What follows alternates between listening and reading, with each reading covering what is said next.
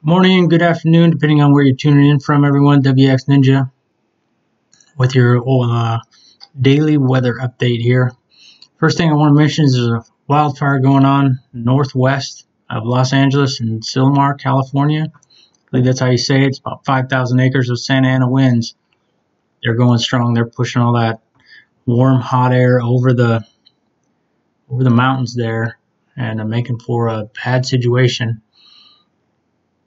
Several wildfires in the area in Southern California, Central California.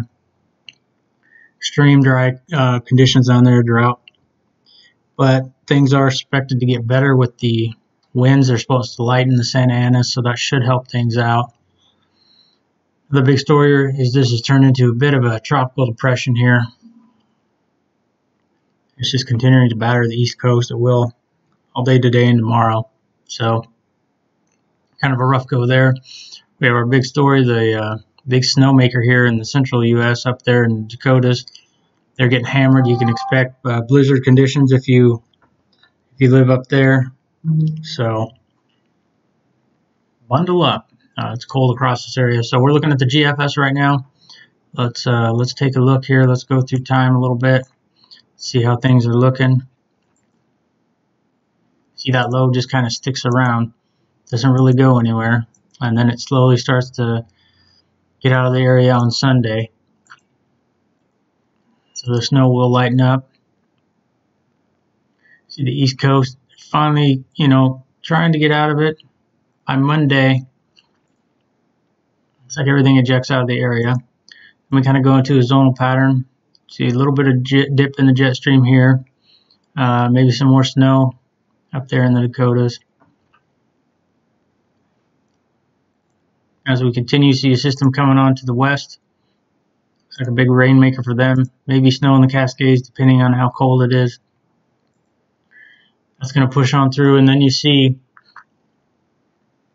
by the middle of next week, you're going to have another rainmaker come through the East Coast there again.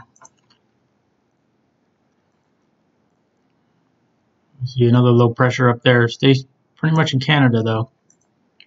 Then another system comes onto the west coast here. It's like snow back into the Cascades and into Idaho and Montana. Jet stream kind of dips there a little bit. And then you see another system staying up to the north here. Another big low up here. Big long front here going through the whole U.S. from Texas all the way up to Maine. And it sweeps on out. It's pretty quiet. You see some moisture coming up into the Four Corners region. That could be good for them. Maybe finally some rain in Southern California. And you see you got a high pressure here, and it just kind of dips a little bit over the east there. Maybe some snow up in the mountains there in the New England states. See another little bit of a rainmaker. Again, we're way out in time. So these are just things we look at just to see if a pattern develops.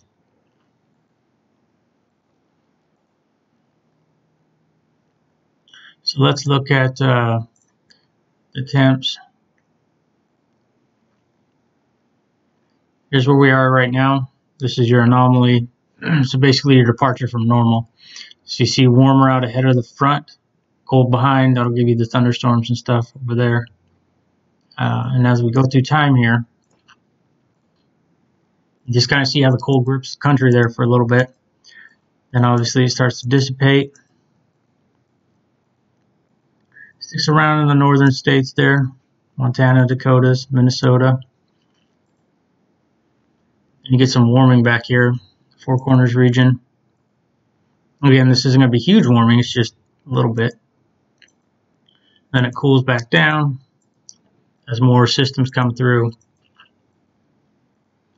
So this is just kind of a good indication of what's going on. Let's switch over to the Euro. We'll see what it's saying for its prediction. Again, the Euro is more accurate. So here we are right now. See the low pressure here. Gonna spread snow up there in those northern states. Oh, it's not done yet. Let's go back to the previous one. Sorry about that. The newest run is not updated yet, so it only gives us 2 frames. Again, this is 24-hour increments. So there's the lows kicking off by Monday, starting to kick out. Snow stops. East Coast clearing out.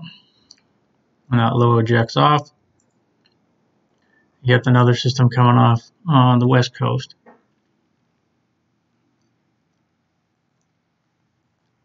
And you see it come through. Maybe some more snow up there, like we saw in the other model. So let's go back and let's look. See what happens over here in California. It's like maybe they get a chance at some rain, some areas. Maybe by beginning of next week a little bit more, but not a whole lot. They need a really good soaking down there. That's next Sunday.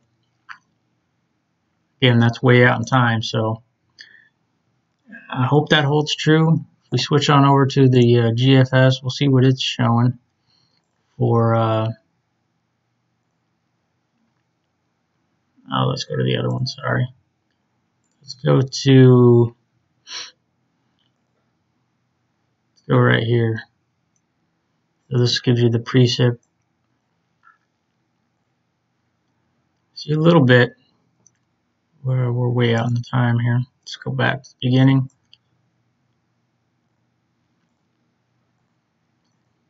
Possibly a little bit of rain. Like a low sets up. You might see some rain down there. Might help next week. But nothing like a big system coming through, giving them a big soaking, which is what they need. I mean, you just see it just kind of breaks apart. Just not enough energy down there. Everything stays to the north.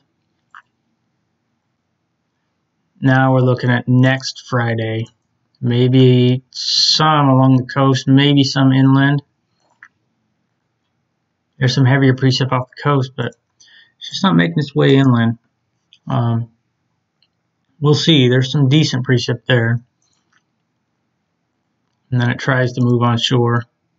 And there's some good stuff for Southern California. We'll have to see. You know, again, this is 10 days out, so.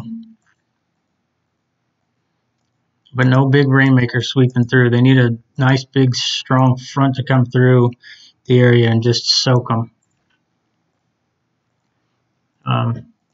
Help with that fire danger. One person did die, unfortunately, in the fire. And a firefighter got hurt. I hurt his eye, but he's expected to be okay. Just a minor injury. But just with these, you know, there's so many wildfires, they get spread thin.